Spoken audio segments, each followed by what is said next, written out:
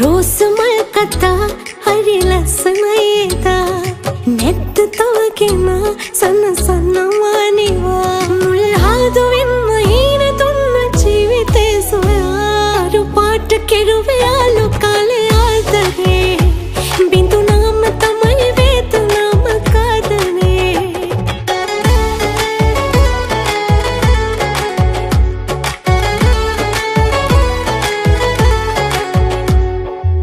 සුවඳයි තාමත් මට පරෝ කුසුමේ මතකය අතරින් ඒ හමන හැඟුමේ තවමත් නොයිදොල හද පූජාසනයේ නොලැබෙන සතුටක් පිළිබඳවයි සිතුනේ හිත්වලින් අපි පිළිගත නම් බැඳී ඉන්න තිබුණ නැත වෙන්නුනේ